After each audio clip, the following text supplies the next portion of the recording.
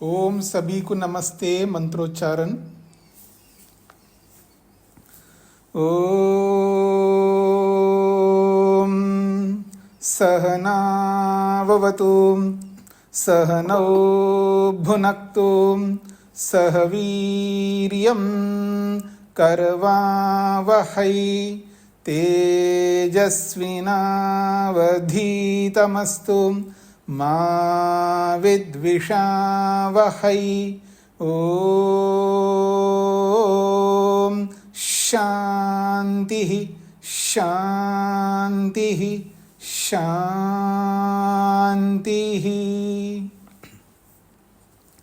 वेदांत दर्शन की कक्षा संख्या 32 है।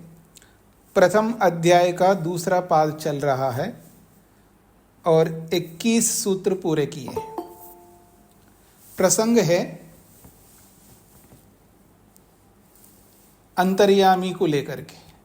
ब्रह्म का प्रसंग चल रहा है और ब्रह्म के प्रसंग में ब्रह्म के बहुत सारे नामों को लेकर के चर्चा करते हुए अंतरः इस शब्द को लेकर के चर्चा चल रही है। उसी अंतरा शब्द के अंतर्गत अंतर्यामी को लेकर के बात हो रही है। 22वां सूत्र है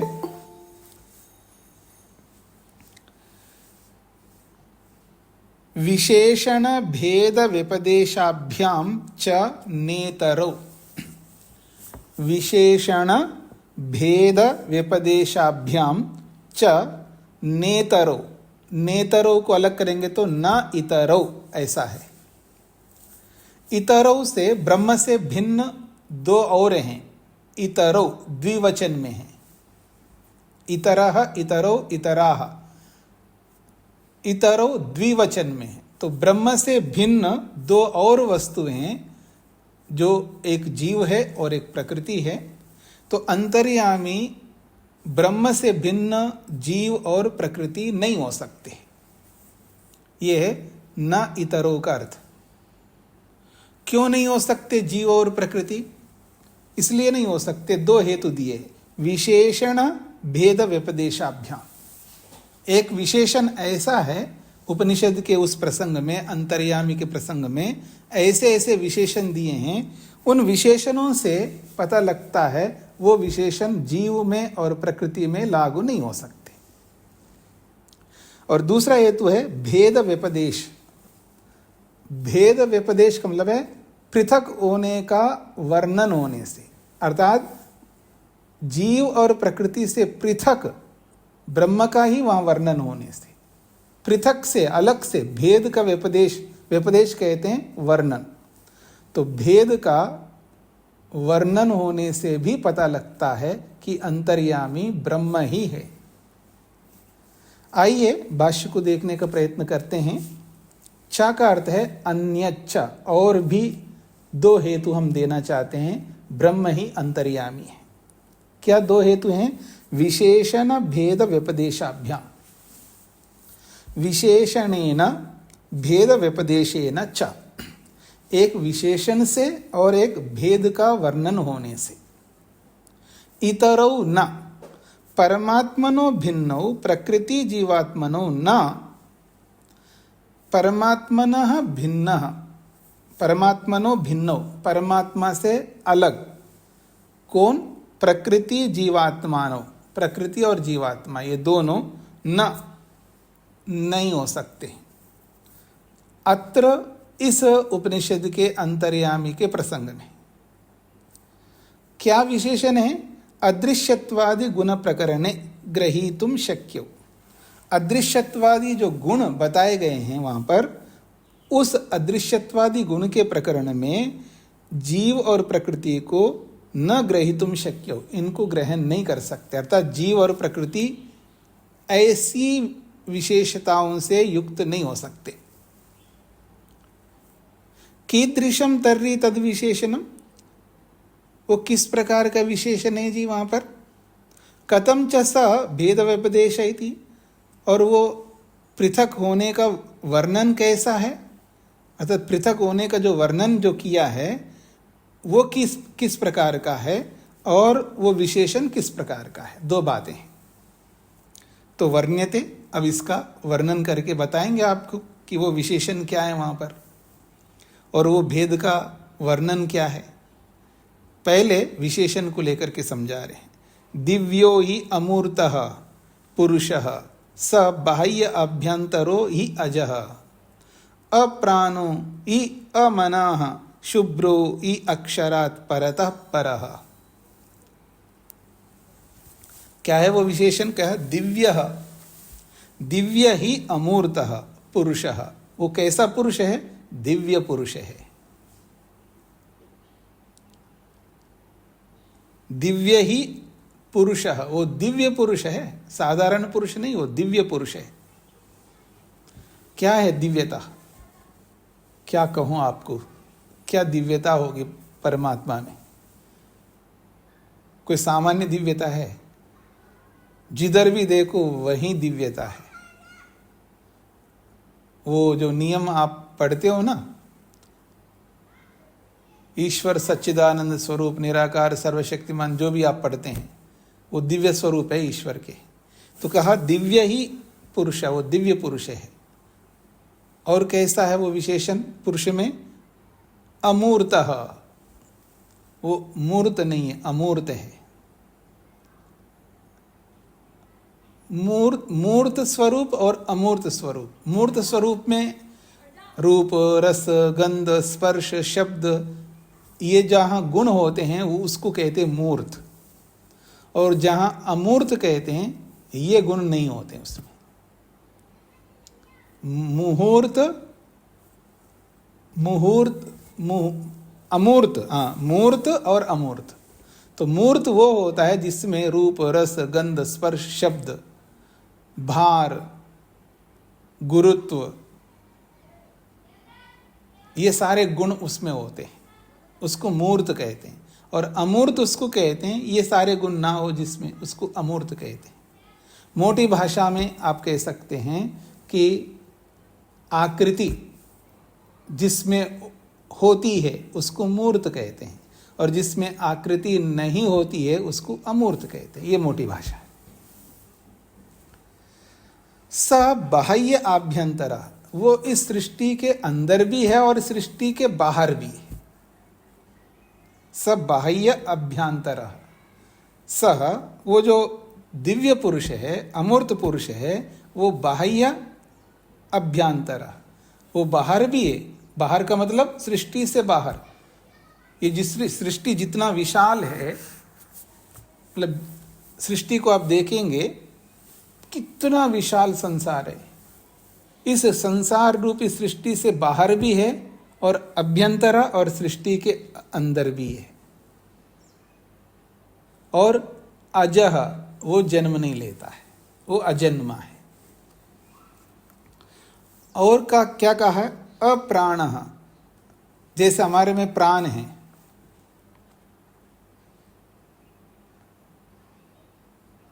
प्राण जाए पर वचन ना जाए, बोलते हैं ना आप लोग? नहीं, आप लोग नहीं बोलते। इतना कहाँ आपके अंदर साहस है। जो भी बोलने वालों ने बोला होगा, प्राण जाए पर वचन ना जाए। और आपका वचन तो जाता ही रहता है हर रोज क्यों जी? तो अप्राण, वो ब्रह्म कैसा है, वो पुरुष कैसा है? जिसके पास प्राण ही नहीं होता है। और अमना, जिसके पास मन भी नहीं होता है। जैसा मन हमारे पास है ऐसा मन उसके पास नहीं है।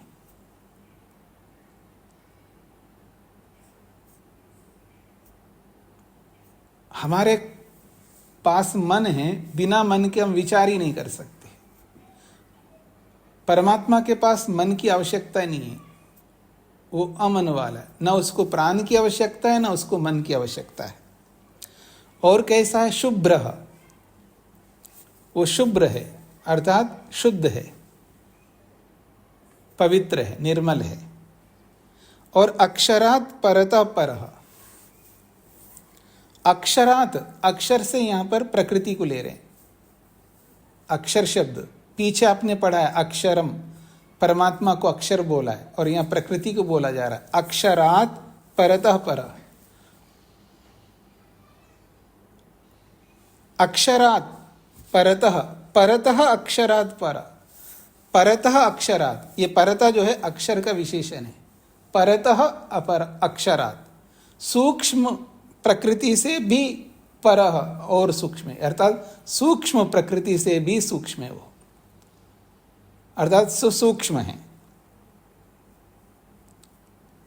ऐसा वो दिव्य पुरुष है, ऐसा वो अमूर्त पुरुष है, ऐसा वो अजह पुरुष है, ऐसा वो अप्राण पुरुष है, अमना पुरुष है, शुभ्र पुरुष है, और वो परतः अक्षरात् परा, वो सूक्ष्म प्रकृति से भी सूक्ष्म है। ऐसे पुरुष से एतस्मात् जायते, ऐसे उस दिव्य पुरुष से उत्पन्न होता है क्या? प्राणः, प्राण उत्पन्न होता है। मनः, मन उत्पन्न होता है। सर्वेंद्रियाणि च, सभी इंद्रियां उत्पन्न होती हैं। ऐसे दिव्य पुरुष से ये सब उत्पन्न होते हैं, प्राण, मन, सभी इंद्रियां। और खम आकाश, वायु, ज्योति अग्नि, आपः जल, पृथ्वी, पृथ्वी कैसी पृथ्वी है? विश्वस्य धारणी पृथ्वी, विश्व को धारण करने वाली ये पृथ्वी भी उसी दिव्य पुरुष से उत्पन्न होती है। तो ये सारे विशेषण जो है बताते हैं, ये विशेषण जीव में लागू नहीं हो सकते, प्रकृति में लागू नहीं हो सकते। ये मुंडकोपनिषद का ही प्रमाण है। कहते हैं अत्र उत्तर वचन निर्देशानुसारम प्राणेन्द्रिय मनांसी पृथ्वी जल अग्नि वायु आकाशा यस्मात् जायन्ते स कथम भूत इति पूर्ववचने विशेष्यते। अत्र उत्तर वचन निर्देशानुसारम, ये दो वचन है जी यहाँ पर। पहला वचन है दिव्यो ही अमूर्तः पुरुषः स बाह्य अभ्यंतरो ही अजः अप्राणो ही अमनाः शुभ्रो ही अक्षरात् परतः पर, ये पूर्व वचन है। और उत्तर वचन कौन सा है? एतस्मात् जायते प्राणो मन सर्वेन्द्रियाणि च खम वायु ज्योति आपा पृथ्वी विश्वस्य धारिणी। तो पूर्व वचन, उत्तर वचन।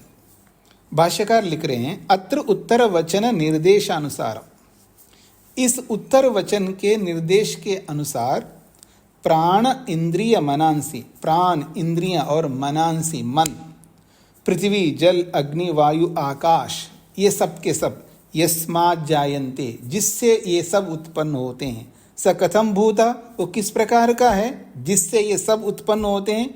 इति, वो कैसा स्वरूप वाला है, इस बात को पूर्व वचने विशेष्यते, पूर्व वचन में विशेषित करके बताया है। पूर्व वचन कौन सा है? दिव्यः अमूर्तः पुरुषः चेतना, जगतो बाह्य अभ्यंतरश्च, वो इस जगत के बाहर भी है और अंदर भी है। वो अजः है अर्थात अजन्मा है, और वो अप्राण स्वरूप है और अमन स्वरूप है। इत्येतै विशेषणै युक्तो, इस प्रकार के विशेषण युक्त जो वस्तु है, न जीवो भवति, वो जीव नहीं हो सकता। तस्मात् न सह, वो जीव तो कभी नहीं हो सकता। अथच, और एक बात है, अक्षरात् परतः पर, सूक्ष्म अक्षर से भी पर और सूक्ष्म है। ये जो बात कही है, ये बात अक्षरात्, वो अक्षर कौन है? अविनश्वरात् अव्यक्तात्, जो अक्षर रूपी अविनश्वर, जो नष्ट ना होने वाला अव्यक्त प्रकृति नामक उपादान कारण है, उससे अक्षरात् अविनश्वरात् अव्यक्तात् प्रकृत्याख्यात उपादान कारणात्, ये सब एक ही वस्तु प्रकृति के लिए बोला जा रहा है। अक्षर से, कैसा है वो अक्षर? अविनश्वरात्, जो नश्वर नहीं है, विनाश को प्राप्त नहीं होता है। और वो कैसा है? अव्यक्त है, अप्रकट है। वो कौन है? प्रकृत्याख्यात, प्रकृति नामक उपादान कारण है।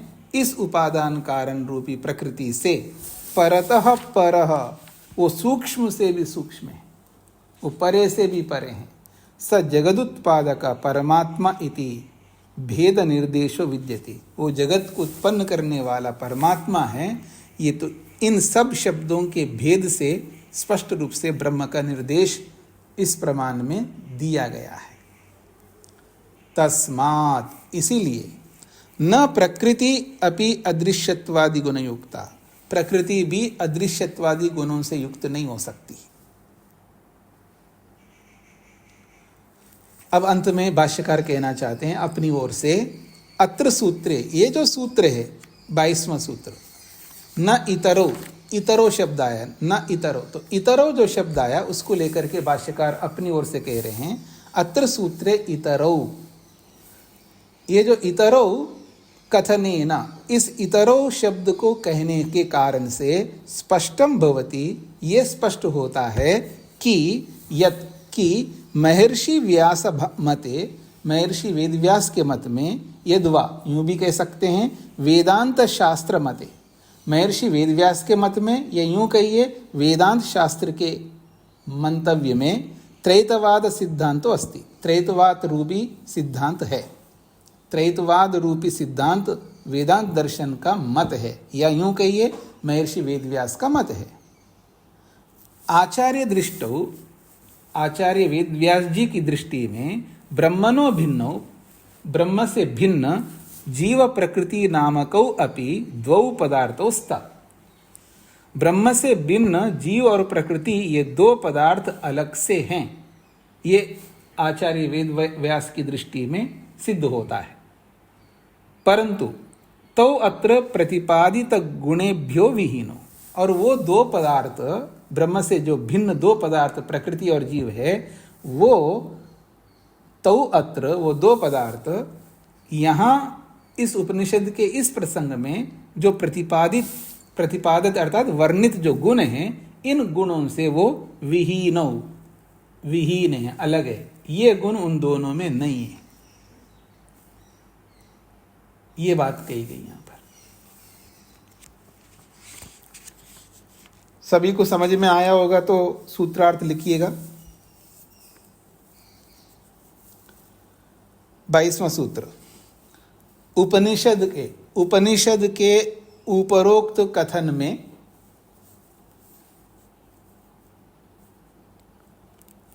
उपरोक्त कथन का मतलब है जो 21वें सूत्र में जो अदृश्यत्वादी गुण वाला बताया ना, उस कथन में, उपनिषद के उपरोक्त कथन में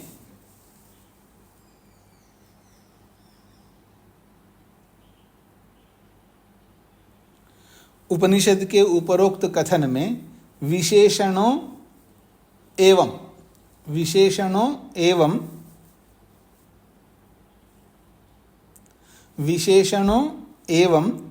जीव प्रकृति को ब्रह्म से,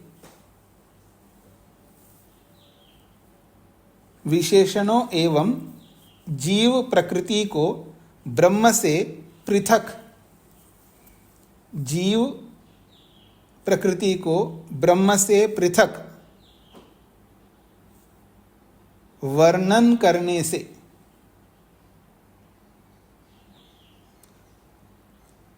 विशेषणों एवं जीव प्रकृति को ब्रह्म से पृथक वर्णन करने से पता लगता है कि विशेषणों एवं जीव प्रकृति को ब्रह्म से पृथक वर्णन करने से पता लगता है कि, वर्णन करने से पता लगता है कि वहां जीव व प्रकृति का वर्णन नहीं है। वहां का मतलब उस प्रसंग में, उस प्रसंग में जीव व प्रकृति का वर्णन नहीं है।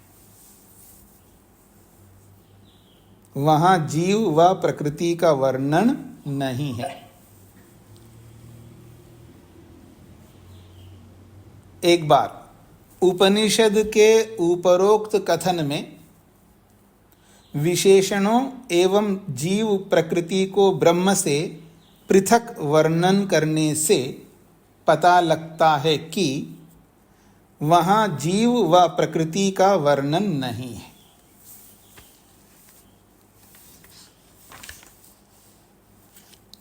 हाँ जी, आगे बढ़ूं।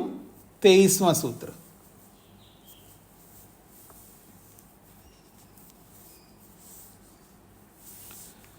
रूपोपन्यासाच्च, च का मतलब है और, रूप उपन्यासात च, रूप उपन्यासात च, रूपोपन्यासाच्च। रूपोपन्यास का मतलब है रूपक अलंकार। रूपक अलंकार का वर्णन करने से, अर्थात उस प्रसंग में रूपक अलंकार से ब्रह्म का वर्णन करने से भी पता लगता है कि अंतर्यामी जीव प्रकृति नहीं हो सकती। तो रूपोपन्यासात च तत्र प्रदर्शितात रूपक अलंकारादपि सिद्ध्यति इदं यत् अदृश्यत्वादि गुण को अत्र प्रकरणे न जीवो नैव प्रकृति। कहते हैं तत्र प्रदर्शितात रूपक अलंकारात अपि, उस उपनिषद के प्रसंग में जो वर्णन किया गया रूपक अलंकार है, उस रूपक अलंकार से भी सिद्ध्यति सिद्ध होता है कि इदम यद अदृश्यत्वादि गुण का, यह जो अदृश्यत्वादि गुणों वाला है वो ब्रह्म ही हो सकता है। तो अत्र प्रकरणे, उस प्रकरण में न जीवो, जीव तो नहीं हो सकता, नैव प्रकृति और न प्रकृति हो सकती है। रूपक अलंकार से जो वर्णन किया है, उस रूपक अलंकार वाला, उस रूपक अलंकार से वर्णित जो वस्तु है वो जीव और प्रकृति नहीं हो सकती। कश्च स रूपक अलंकार, वह रूपक अलंकार क्या है? रूपक अलंकार क्या है वहां? इति तत्रैव प्रदर्श्यते, वो रूपक अलंकार क्या है ये वहीं उसी प्रसंग में दिखाया गया है। जैसे उसी मुंडकोपनिषद में रूपक अलंकार दिया है, क्या है? अग्निर्मूर्धा चक्षुषी चंद्र सूर्यौ दिशः श्रोत्रे वाग् विवृताश्च वेदाः वायुः प्राणो हृदयं विश्वम् अस्य पद्भ्यां पृथिवी एषा सर्वभूतांतरात्मा। ये है रूपक अलंकार। कितना अच्छा वर्णन किया है। रूपक अलंकार क्या है जी? ये जो सृष्टि है, ये सृष्टि क्या है? सृष्टि एक पुरुष जैसा है। सृष्टि भी अपने आप में एक पुरुष है, ब्रह्म का स्वरूप है, ब्रह्म का शरीर है ये पुरुष। यानी ब्रह्म रूपी पुरुष का ये सारा का सारा सृष्टि जो एक शरीर जैसा है, जैसे पीछे बोला था, ये जो पूरा का पूरा ब्रह्मांड जो है शरीर के रूप में है ब्रह्म का। अब जब शरीर है तो शरीर में मूर्धा भी है, आंखें भी हैं, ऐसे बहुत सारे हैं। तो कहते हैं अग्नि ही मूर्धा। ये जो इस सृष्टि के अंदर जो अग्नि है वो परमात्मा की मूर्धा के समान है। परमात्मा का वो मूर्धा किसको कहते हैं? सिर। परमात्मा का सिर जैसा है अग्नि। चक्षुषी चंद्र सूर्य, परमात्मा के जो नेत्र है, परमात्मा की जो आंखें हैं वो कौन है? चंद्र और सूर्य परमात्मा की आंखें हैं।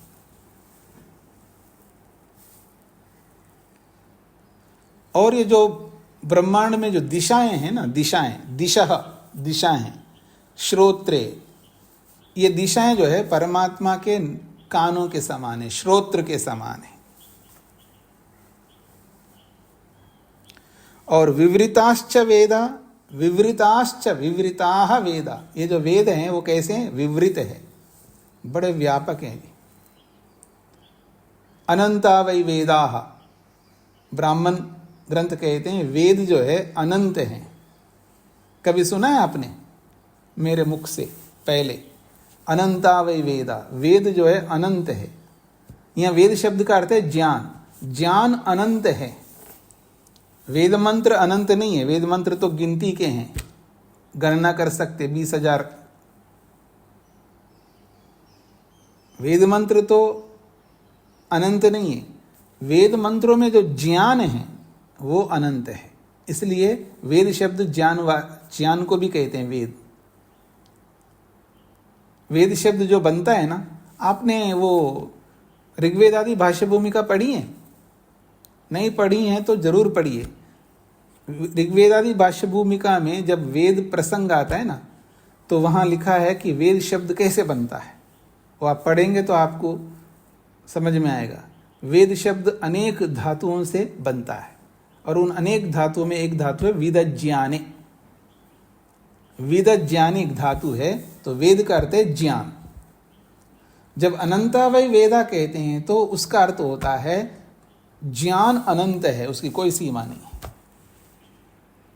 ये तो आपको अच्छी तरह पता ही होगा। आज प्रेजेंटली, वर्तमान में, केवल आज का सुबह प्रातःकाल उठने से लेकर के अब तक जितना भी नॉलेज बाहर आया है, उस एक दिन के नॉलेज को आप पूरे जीवन में नहीं समझ सकते। आप क्या, कोई नहीं समझ सकता एक दिन का नॉलेज। क्या टेक्नोलॉजी है, क्या ज्ञान है। पूरी दुनिया के अंदर एक दिन का जो ज्ञान जो प्रकाशित होता है, प्रकट होता है, अभिव्यक्त होता है, उस एक दिन के ज्ञान को हम पैदा होने से लेकर के, यूं कहिएगा जब से होश में आए तब से लेकर के मृत्यु पर्यंत एक दिन के प्रकाशित ज्ञान को हम नहीं समझ पाएंगे। इतना ज्ञान है। और देखो आपकी उम्र, कितनी उम्र है आपकी? कोई 60, 70, 80, 90, इतने सालों का ज्ञान कितना होता होगा।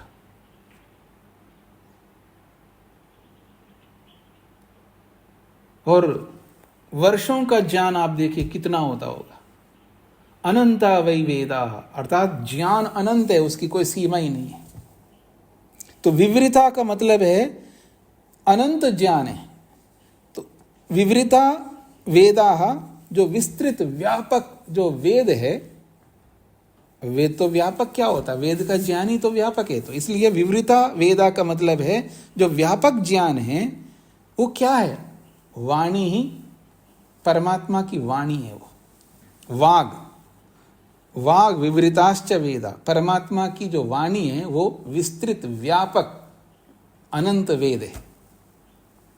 तो ये अनंत वेद ही परमात्मा के लिए एक प्रकार से वाणी है।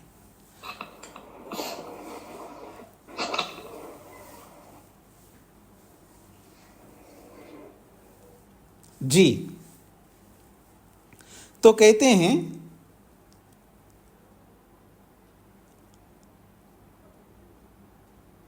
कहाँ गए हम? हाँ जी, हाँ जी। वायु प्राणः, परमात्मा का प्राण क्या है? तो कहते वायु ही परमात्मा के लिए एक प्रकार से प्राण है।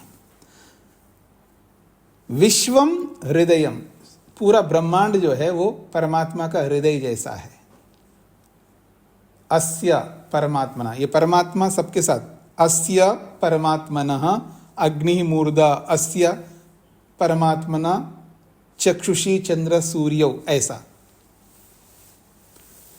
और पद्भ्याम पृथ्वी, और ये जो परमात्मा के पांव कौन है जी? तो पृथ्वी ही परमात्मा के पांव हैं। ऐसा, ऐसा वो परमात्मा सर्वभूतांतरात्मा, सभी भूतों के अंदर अंतर्यामी के रूप में विराजमान है। तो ये जो रूपक अलंकार यहां पर दिया गया है, इस रूपक अलंकार से ये पता लगता है कि ये ब्रह्म ही हो सकता है। ब्रह्म का ही ये रूपक अलंकार है, जीव और प्रकृति के तो नहीं हो सकते। अस्मात् पूर्ववचने प्राणादीनां जीवांगानां पृथिवी आदीनां आकाशान्तानां भौतिक पदार्थानां च उत्पत्तिर् यस्मात् जाता स एव उत्तरवचने अत्र रूपक अलंकारेण उच्यते। तो कहते हैं अस्मात् पूर्ववचने, इस पूर्ववचन में प्राणादीनाम जीवांगानाम, प्राण आदि जीवात्मा के जो अंग बनाए हैं, यानी जीवात्मा के शरीर के जो अंग बनाए गए हैं प्राण आदि को, और पृथ्वी आदि नाम आकाशांतानाम भौतिक पदार्थानाम, पृथ्वी आदि आकाश पर्यंत जो भौतिक पदार्थ हैं इनका या इनकी, मनुष्य के शरीर के प्राणादि जीव के अंग और पृथ्वी आदि ये जो भौतिक पदार्थ है, इन सब की उत्पत्ति यस्मात् जाता, जिससे इनकी उत्पत्ति होती है, स एव उत्तर वचने, उसी को इस उत्तर वचन में रूपक अलंकारेण उच्यते, इस रूपक अलंकार से उसी को बताया जा रहा है जिससे ये सब उत्पन्न होते हैं। स एषा रूपक अलंकारो न जीवात्मनि घटते, वह ये जो रूपक अलंकार यहाँ मुंडकोपनिषदकार ने वर्णित किया है, ये जीवात्मा में घटित नहीं होता। तस क्यों घटित नहीं होता है जी? तो कहते तस्य अणुपरिमाणत्वात्, क्योंकि वो अणुपरिमाण वाला है, एक बात। अल्पशक्तिमत्वात्, वो अल्प सामर्थ्य वाला है, दूसरी बात। तीसरी बात, एकदेशित्वाच्च, वो एक देशी है। जो वस्तु एक देशी हो, अल्प शक्तिवान हो और अणुपरिमाण वाला हो, उसके अंदर इतना बड़ा ब्रह्मांड को रूपक अलंकार के रूप में उसके लिए वर्णन नहीं कर सकते, ये इसका तात्पर्य है। नैव च अस्य सर्वभूतांतरात्मत्वेन कथमचित् भवितुम शक्यते, और ना ही वो सर्वभूतांतरात्मा के रूप में किसी भी प्रकार से हो सकता है, मतलब किसी भी प्रकार से नहीं हो सकता। अस्य सर्वभूतांतरात्मत्वेन कथमचित् नैव भवितुम शक्यते, ये नैव को अंत में लगाना है। इस जीवात्मा को सर्वभूतांतरात्मा के रूप में किसी भी प्रकार से नैव भवितुम शक्यते, नहीं कह सकते और नहीं हो सकता है। रही बात प्रकृति की, कह रहे उपादानस्य प्रकृत्याख्यस्य अव्यक्तस्य अपि इदं रूपकम न कल्पयितुम शक्यते युज्यते, और उपादान रूपी प्रकृति नामक जो अव्यक्त पदार्थ है, उस अव्यक्त प्रकृति का इदम रूपकम, ये जो रूपक अलंकार है, न कल्पयितुम शक्य युज्यते, उसका ये रूपक अलंकार है, उस प्रकृति का ऐसी भी कल्पना करना युक्त नहीं हो सकता। ये तो ही इमे पदार्था तस्य विकार रूपा संति, क्यों नहीं कर सकते उसके रूपक अलंकार के रूप में? तो कहते हैं ये तो ही क्योंकि इमे पदार्था, ये जितने भी भौतिक पदार्थ है सृष्टि के, तस्य विकार रूपा संति, उसी प्रकृति के विकार के रूप में है। क्योंकि प्रकृति के ही विकार रूप में हैं ये सारे के सारे भौतिक पदार्थ जो गिनाए हैं। यथा सुवर्णस्य कटकादयः विकाराः भवन्ति, जैसे सुवर्ण का, सोने का, कटकादया, कड़ा आदि, जो सोने के कड़ा आदि आभूषण बनाते हैं, वो कड़ा आदि आभूषण जो है ये सुवर्ण के तो विकार होते हैं। ऐसे ही प्रकृति के ये विकार है, सूर्य चंद्र आदि। नहीं विक्रियमान विकारयो अंगांगी भाव संभवति, एक विशेष सिद्धांत बता रहे हैं। विक्रियमान विकारयो, जो विकार को प्राप्त होने वाले, जो विकृत होने वाले जो विकार है, विकृत होने वाले जो विकार है, इन विकारों का अंग अंगी भाव संभव नहीं हो सकता। समझ में आया? इधर देखिएगा, ये मेरी पुस्तक है ना, पुस्तक है ये जिससे आप पढ़ रहे हैं, ये पुस्तक है, और ये मोबाइल है। ये दोनों विकार है। किसके विकार है? प्रकृति के विकार है, आप सबको पता है। विकार है या नहीं है? तो ये भी विकार है, ये भी विकार है। अब ये दोनों विकार वाले पदार्थ है, ये अंग है और ये अंगी है, या ये अंग है और ये अंगी है, ऐसा नहीं हो सकता, ये कहना चाहते हैं।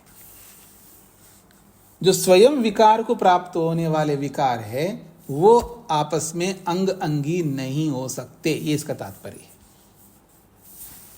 हाँ, मूल प्रकृति तो अंगी हो सकता है, और उस प्रकृति से बना हुआ संसार, सृष्टि, ये सब पदार्थ अंग हो सकते हैं, लेकिन विकार आपस में अंग अंगी नहीं हो सकते, इसका तात्पर्य है। नहीं समझ में आया तो और उदाहरण देता हूं मैं। आटा है, आटा लिया आपने, उस आटे से आटे के लड्डू बना दिया आपने, उस आटे से जो है रोटियां बनाई हैं, उस आटे से पराठे बना लिए आपने, उस आटे से चूरमा बना लिया आपने, और पता नहीं आप ही जानते होंगे और क्या क्या बना सकते हैं। और जो उस आटे से जो विभिन्न प्रकार के व्यंजन बने हैं, वो व्यंजन आपस में अंग अंगी नहीं हो सकते, ये कहना चाह रहे हैं। अब तो समझ में आ गया होगा, आगे होगा, नहीं आया तो अब नहीं बोलूंगा मैं, ठीक है जी। अब आगे बढ़ता हूं मैं, वैसे बोलूंगा, बोलना ही पड़ेगा, अगर नहीं समझ में आता है तो 2 बार 3 बार क्या 100 बार भी बोलने को तैयार हूं मैं। 100 बार क्या है, जब तक आपको समझ में नहीं आए, जब तक आप समझना चाहते हैं तब तक बोलता रहूंगा, और क्या, मेरा काम ये है। ये अलग बात है आप स्वयं ही आगे होकर के जी मैं तो नहीं समझना चाहता हूं, फिर तो मैं नहीं बताऊंगा। अगर आप समझने को तैयार हो तो एक बार क्या है, मैं तो अनगिनत बार बोल दूंगा, मेरा काम ही बोलना है, समझाना है जी। तो कह रहे हैं ये विकार जो है ये अंग अंगी नहीं हो सकते। नैव च प्रकृतिर जड़ा, क्योंकि प्रकृतिर जड़ा, प्रकृति तो जड़ है। सर्वभूतांतरात्मताम सर्वांतर्यामिताम च नैव भजते। ये जो प्रकृति रूपी जड़ वस्तु है ये सर्वभूतांतरात्मा नहीं बन सकती है, और सर्वांतर्यामी नहीं बन सकती है, ये इसका तात्पर्य है। नैव को भजते के साथ में जोड़ना है, नैव भजते। प्रकृतिर जड़ा, प्रकृति तो जड़ है। सर्वभूतांतरात्मताम, सर्वभूतांतरात्मता को, सर्वांतर्यामिता को नैव भजते, नहीं प्राप्त हो सकता है। अर्थात यूं कहिए प्रकृति रूपी जड़ वस्तु सर्वभूतांतरात्मा नहीं बन सकता और सर्वांतर्यामी नहीं हो सकता, ये इसका तात्पर्य है। किंतु चेतन देव परमात्मा ही सर्वभूतांतरात्मा सर्वकर्ता अस्ति। हाँ, ये जरूर है, चेतन देव रूपी परमात्मा ही सर्वभूतांतरात्मा हो सकता है और सर्वकर्ता हो सकता है, सर्वांतर्यामी हो सकता है, सब कुछ हो सकता है। वेदे अपि उक्तम, और वेद में भी साक्षात कहा है। क्या कहा है? द्यावा भूमि जनयन देव एका। ये प्रमाण पीछे भी आ चुका है। द्युलोक पृथ्वीलोक इन सबको उत्पन्न करने वाला मात्र देव एक ही परमात्मा है। वेनस्तत्पश्यन् निहितं गुहा सद्यत्र विश्वं भवत्येक नीडम तस्मिन् इदं संच विचैति सर्वं स ऊता प्रोतश्च विभु प्रजासु। ये सब ब्रह्म के लिए बोला जा रहा है। ये भी पहले आ चुका है, इसलिए इसकी व्याख्या नहीं करूंगा। तस्माद, अब उपसंहार कर रहे हैं, समापन कर रहे हैं। तस्माद, इसीलिए अदृश्यत्वादि गुण का परमात्मा एवं, अदृश्यत्वादि गुणों वाला परमात्मा ही हो सकता है। न जीवो न च प्रकृति, न जीव है और न प्रकृति है। सूत्रार्थ, उपनिषद के इस प्रसंग में,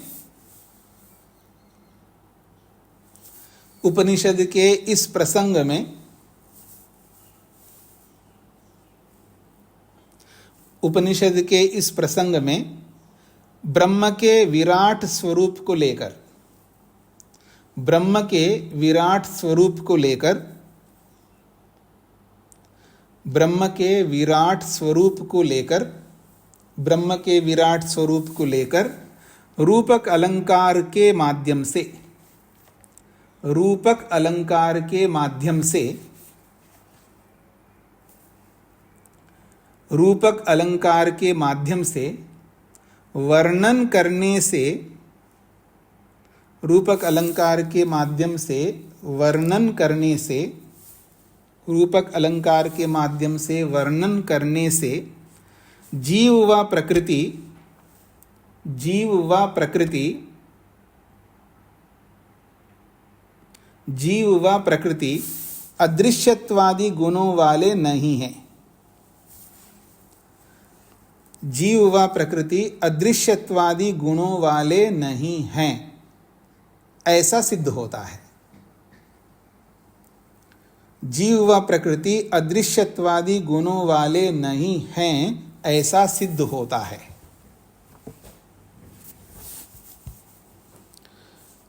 उपनिषद के इस प्रसंग में ब्रह्म के विराट स्वरूप को लेकर रूपक अलंकार के माध्यम से वर्णन करने से जीव व प्रकृति अदृश्यत्वादि गुणों वाले नहीं हैं ऐसा सिद्ध होता है।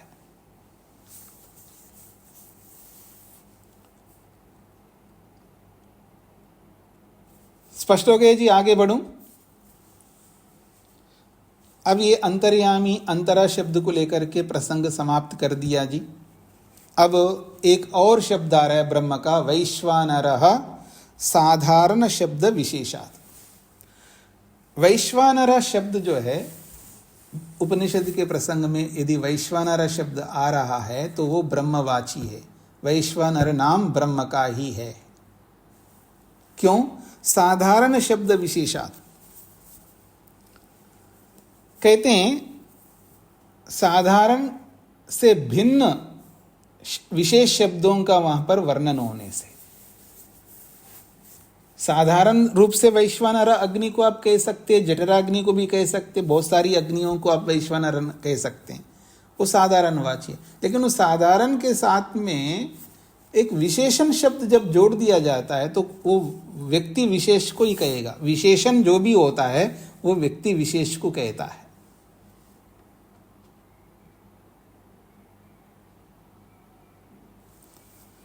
हाँ जी, ये आप सब जानते ही विशेषण को लेकर के। आइए भाष्य को समझने का प्रयत्न करते हैं। वैश्वानरः अध्यात्म प्रकरण ने वैश्वानरः प्रोच्यमान परमात्मा ग्राह्य। अध्यात्म प्रकरण अर्थात उपनिषद के इस प्रकरण में या उपनिषद के प्रकरण में वैश्वानरः प्रोच्यमान, वैश्वानर नाम से प्रोच्यमान बताया जाता हुआ वो परमात्मा ही, परमात्मा ग्राह्य, वो परमात्मा को लेना चाहिए। उपनिषद के प्रकरण में वैश्वानर नाम जो कहा गया है वो परमात्मा को ही लेना चाहिए। कुतः, क्यों लेना चाहिए? कहते हैं साधारण शब्द विशेषा। साधारण शब्दाद ही स विशिष्यते विद्यते। साधारण शब्द से वो ब्रह्म विशेष को प्राप्त होता है, विशेषता से युक्त होता है, इसलिए वो भिद्यते, वो साधारण वस्तुओं से वो भिन्न है, इसलिए उसको विशेषित किया जाता है। तद यथा, अब वो विशेषित कैसे किया गया है उसको उदाहरण से समझा रहे हैं। प्राचीन शालादयः पंच महाश्रोत्रियाः समेत्य महर्षि उद्दालकम उपजग्मुः ऊचु च इदम यत्। कहते हैं प्राचीन शालादय। प्राचीन शालादय का मतलब, प्राचीन शाला कहते हैं बहुत बड़ी बड़ी अट्टालिकाएं, जैसे आजकल बना रहे ना, बुर्ज खलीफा या 80 मंजिला है, 70 मंजिला है, 50 मंजिला है, ऐसे बड़ी बड़ी अट्टालिकाएं जो है ना, बड़ी बड़ी अट्टालिकाएं अर्थात बड़े बड़े बिल्डिंग। तो ऐसे ही आज ही नहीं, पहले भी प्राचीन शाला जो बड़ी बड़ी अट्टालिकाओं वाले पंच महाश्रोत्रिय, 5 ऐसे महापुरुष हैं जो कि महाश्रोत्रिय, बहुत अधिक वेदों में पारंगत थे। श्रोत्रिय कहते वेदज्ञ को, और महाश्रोत्रिय का मतलब वेदों में भी निपुण जो लोग थे, वो लोग समेत्य महर्षि उद्दालकम, वो महर्षि उद्दालक के समीप पहुंचे कुछ जानने के लिए। प्राचीन शालादया पंच महाश्रोत्रिया, बड़ी बड़ी अट्टालिकाओं वाले वेदों में निपुण 5 विद्वान लोग जो है समेत्या, 5 मिलकर के महर्षि उद्दालकम, महर्षि उद्दालक के पास जगमुह पहुंच गए और ऊचु और बोले, इदम यत्, यह कि, क्या बोले हैं? कहते हैं आत्मानम एव इमं वैश्वानरम संप्रति अध्येषि तमेव नो ब्रूहि इति। उन 5 वेदों में निपुण विद्वान लोगों ने क्या कहा महर्षि उद्दालक से? कहते हैं आत्मानम एव इमं वैश्वानरम संप्रति अध्येषि तम एव नो ब्रूहि। संप्रति का मतलब आजकल। हे महर्षि उद्दालक, आजकल आप वैश्वानरम आत्मानम, वैश्वानर नामक आत्मा को, इमं वैश्वानरम आत्मानम, इस विशिष्ट गुणों से युक्त वैश्वानर रूपी आत्मा को अध्येशी, आप गहन अध्ययन में लगे हुए हैं, वैश्वानर आत्मा को समझने में लगे हुए हैं आप। तमेव अनुभ्रूहि, जिस वैश्वानर नामक आत्मा को आप जानने में पढ़ने में लगे हुए हैं, उसी वैश्वानर आत्मा को लेकर के ब्रूहि, हमें भी उपदेश करो। ये छांदोग्य का प्रकरण है। वैश्वानर शब्देन परमात्मा ग्राह्य, तो यहाँ इस प्रसंग में जो वैश्वानर आत्मा को लेकर के जो बोला है, वो वैश्वानर आत्मा कौन है? तो कहते हैं वैश्वानर शब्देन परमात्मा ग्राह्य, इस वैश्वानर शब्द से परमात्मा को ही लेना चाहिए। क्यों लेना चाहिए? ये तो ही क्योंकि यो वैश्वानरो न सो अत्र साधारण शब्द, ये जो वैश्वानर शब्द है ये साधारण शब्द नहीं है। यहाँ पर इस प्रसंग में जो वैश्वानर आया है वो साधारण नहीं है। क्यों साधारण नहीं है जी? वो आत्मा का विशेषण बन रहा है, इसलिए वो वैश्वानर शब्द साधारण वाची नहीं है, कॉमन वर्ड नहीं है, क्योंकि वो आत्मा का विशेषण बन रहा हुआ है। कहते हैं ये तो ही यो वैश्वानर, जो वैश्वानर शब्द आया है इस प्रसंग में, न सो अत्र साधारण शब्द, वो साधारण शब्द के रूप में नहीं है, वो विशेषण के रूप में आया है। यह खलु साधारण शब्दों अग्नौ जठराग्नौ देवात्मके सूर्ये च प्रयुज्यते, जो यह खलु, जो वैश्वानर, जो साधारण शब्द है वैश्वानर, वो कहाँ कहाँ प्रयुक्त होता है? अग्नौ, अग्नि के विषय में, जठराग्नौ, जठराग्नि के विषय में, देवतात्मके, जो देवता स्वरूप सूर्य है उसके विषय में प्रयुज्यते, प्रयोग में आता है। वो वैश्वानर तो साधारण शब्द है जो इन वस्तुओं के लिए प्रयोग में आता है। किंतु अत्र स आत्मशब्देन विशिष्यते, और वो जो इस प्रसंग में आया वैश्वानर, वो साधारण क्यों नहीं है? क्योंकि अत्र स आत्मशब्देन विशेष्यते, वो आत्मशब्द से विशेषित हो रहा है। तेन स विद्यते, इसलिए वो इन सब चीजों से अलग माना जाता है। आत्मानं वैश्वानरम ऐसा आया है। एवं सति, ऐसा अगर मान लेते हैं, न च जीवात्मा ग्रहीतुम युज्यते, वो जीवात्मा को भी ग्रहण नहीं कर सकते, क्योंकि आत्मा शब्द जीवात्मा भी हो सकता है। तो कोई सोचे कि जीवात्मा को ही ले लो, इस वैश्वानर आत्मा को, तो कहते हैं एवं सति, ऐसा अगर है, न च जीवात्मा ग्रहीतुम शक्यते, वो जीवात्मा को भी आप नहीं ले सकते। यदत्र विचारणायम ब्रह्म शब्दों अपि विशेषणम प्रयुज्यते, क्योंकि इस विचार के प्रसंग में केवल आत्मा ही नहीं आया, ब्रह्म शब्द का भी विशेषण के रूप में प्रयोग किया गया है। कोनु आत्मा किम ब्रह्म, वो वैश्वानर रूपी आत्मा कौन है? वो कौन सा ऐसा ब्रह्म है जो वैश्वानर से कहा जा रहा है? उसी प्रसंग में ये बात कही जा रही है। तो यहाँ ब्रह्म शब्द भी आया है, आत्मा शब्द भी आया है, इसलिए वो साधारण नहीं है वैश्वानर। तो प्रश्ने अत्र लक्ष्यम ब्रह्म एव, ये जो कोनु आत्मा किम ब्रह्म, ये प्रश्न के अर्थ में है। कौन है वो आत्मा? किम ब्रह्म, वो आत्मा किस, किम ब्रह्म, कैसा ब्रह्म है वो? ये प्रश्नवाची है यहाँ पर। प्रश्ने अत्र लक्ष्यम, या प्रश्न से लक्षित किया जा रहा है। ब्रह्म एव, वो ब्रह्म ही है। यद अस्माकं जीवात्मानं आत्मा, जीवात्मानाम आत्मा, वो जीवात्माओं का भी आत्मा है। कैसा, वो कौन है वो? ये प्रश्न है वहां पर। जीवात्माओं का भी आत्मा है वो। ब्रह्म इति स्यात्, वो ब्रह्म ही होना चाहिए। इस विचार के प्रसंग में ही वह चर्चा है। परंतु तत् कथम जातीयम इति विचार, वो ब्रह्म ही हो सकता है, लेकिन वो किस प्रकार का ब्रह्म है, ये विचार का प्रसंग चला है वहां पर। तस्माद्, इसलिए तत्र विशेषण बलेन वैश्वानर शब्देन उच्यमान परमात्मा ग्राह्य। तस्मात्, इसीलिए उपसंहार में कह रहे हैं, अत्र, यहाँ इस प्रसंग में विशेषण बलेन, विशेषण रूपी बल से, मतलब जिसको आप कहते हैं ना स्ट्रॉन्ग एविडेंस है। विशेषण बलेन का मतलब है वो स्ट्रॉन्ग एविडेंस है। इस विशेषण रूपी बल से वैश्वानर शब्देन, वैश्वानर शब्द से उच्चमाना, कहा जाता हुआ वो परमात्मा ही है, ऐसा ग्राह्य ग्रहण करना चाहिए। सूत्रार्थ लिखिएगा। उपनिषद में वैश्वानर शब्द से, उपनिषद में वैश्वानर शब्द से ब्रह्म को समझना चाहिए। उपनिषद में वैश्वानर शब्द से ब्रह्म को समझना चाहिए। उपनिषद में वैश्वानर शब्द से ब्रह्म को समझना चाहिए, क्योंकि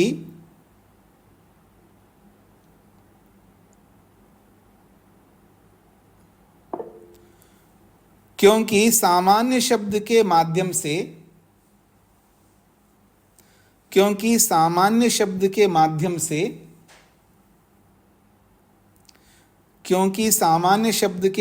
से, विशेषित करके,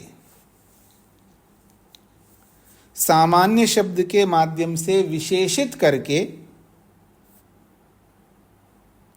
सामान्य शब्द के माध्यम से विशेषित करके पृथक वर्णन करने से, पृथक वर्णन करने से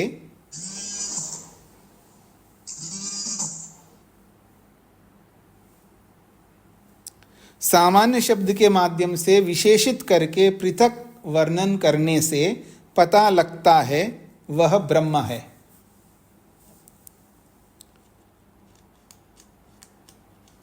पता लगता है वह ब्रह्म है।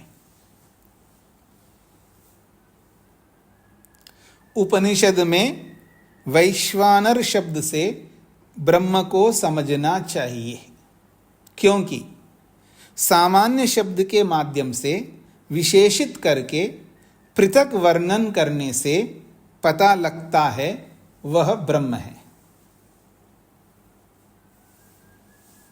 हाँ जी, शकुंतला जी को क्या कहना है? हाँ जी, नमस्ते स्वामी जी। जी,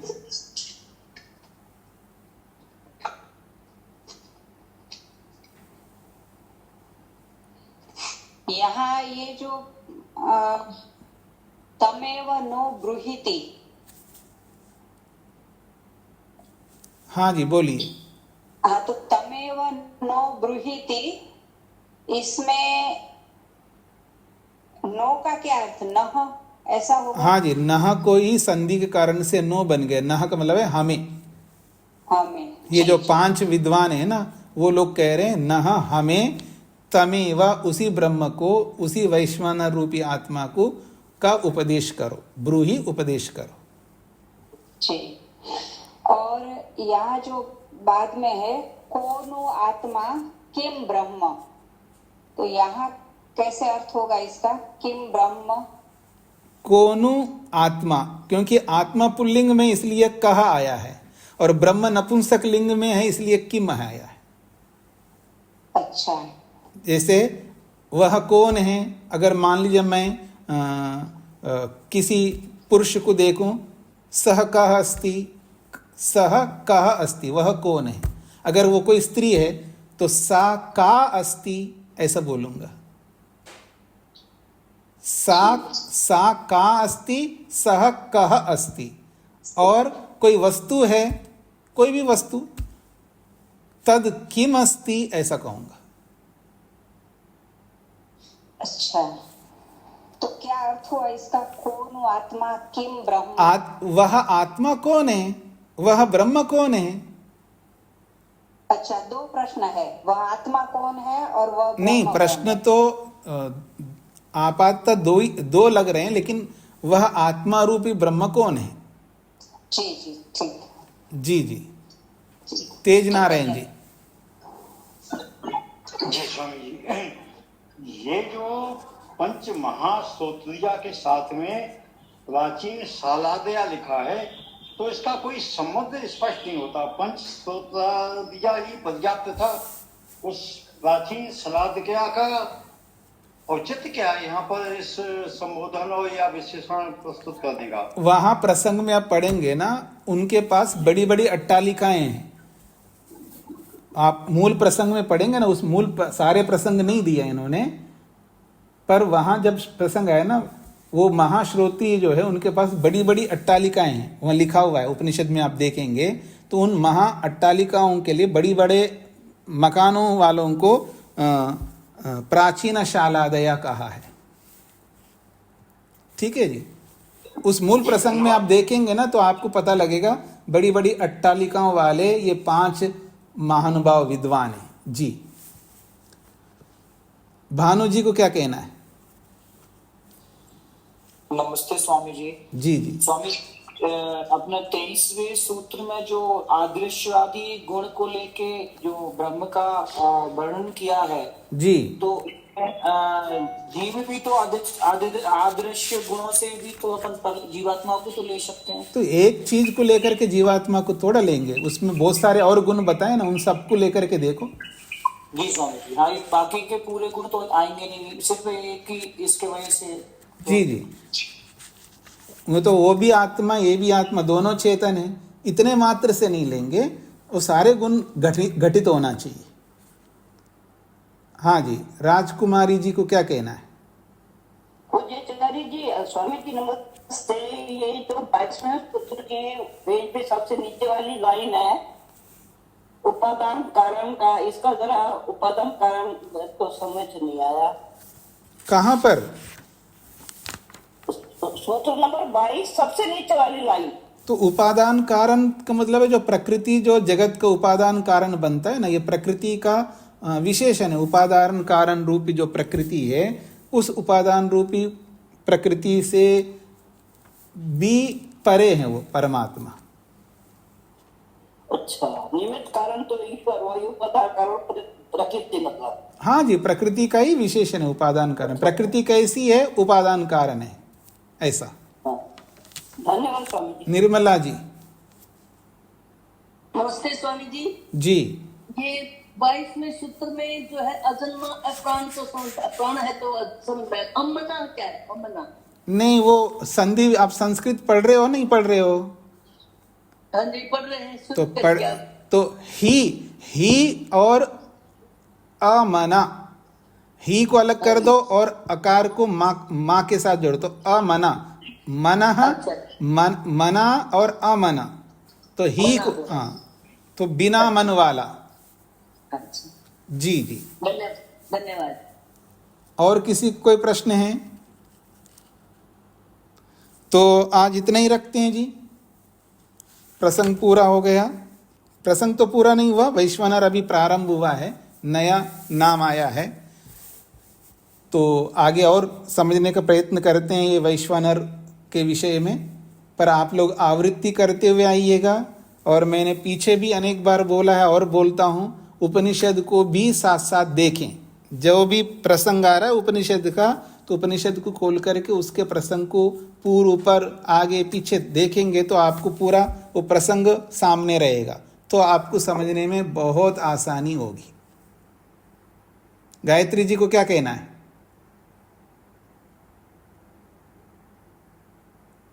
माइक खोल करके फिर बोलिए ना।